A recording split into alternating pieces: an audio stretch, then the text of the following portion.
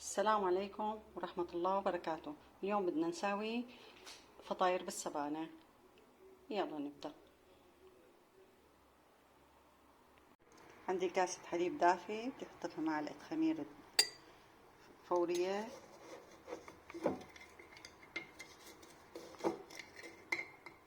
معلقتين سكر،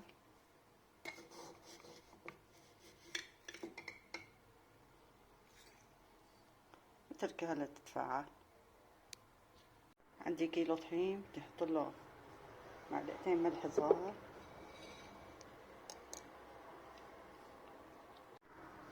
عندي ظرف بيكنج باودر بدي اضيفه. هلا بعد ما تفاعلت معنا الخميرة بدي اضيفها للطحين، وبدي اضيف معها معلقتين لبن كبار،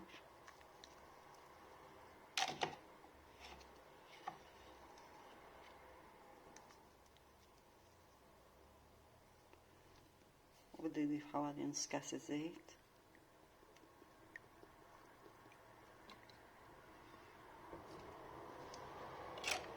وكاسة مي دافية، ونبدأ بالعجن.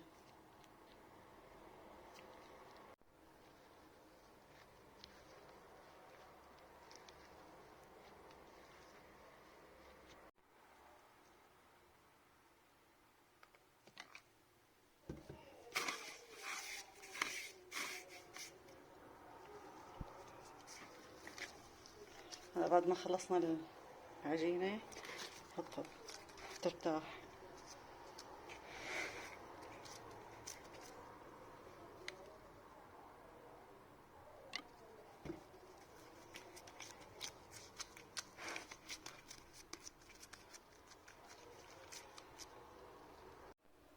هاي قطعنا السبانخ وغسلناها. هلا بدي احط لها رشة ملح، معلقتين ملح صغار،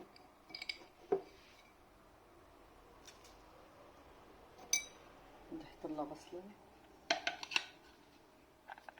مفرومة. هلا بقلبها فيهم، بتركها لتدبل بالملح تبعها، ونرجع نكملها. هلا بدي اضيف لها فلفل اسود، فلفل احمر حار حسب الرغبة. هلا بدي اضيف لها دبس رمان،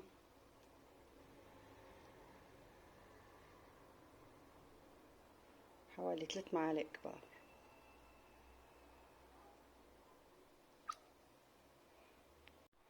هلا بدي اضيف زيت زيتون،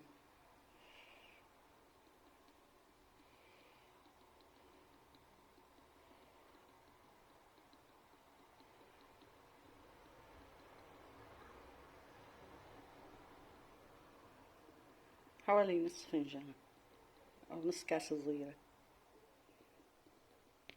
هلا بدي اضيف رمانة حامضة،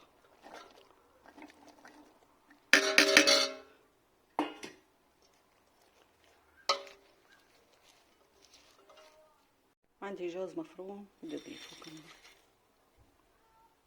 هاي السبانخ بعد ما دبلت معنا هيك شكلها صار.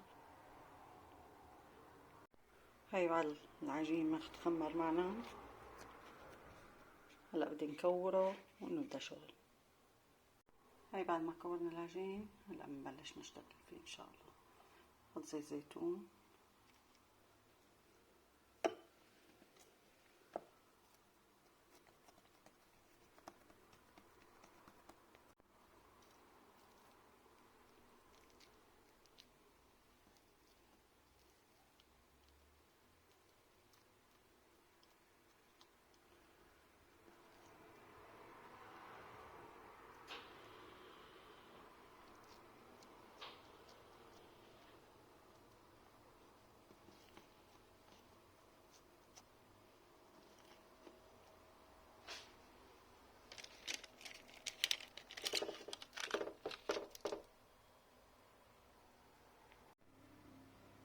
هلا بدنا ندهنها بزيت قبل ما ندخلها الفرن.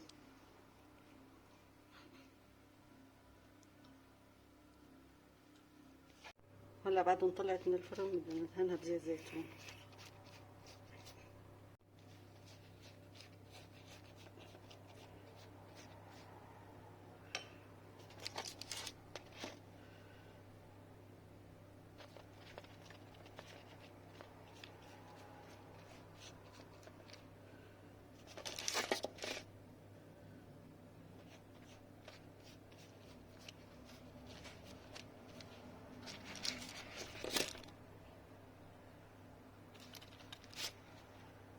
هذا شكله النهائي بعد ما حطيناهم بالصحن، دهناهم بزيت الزيتون.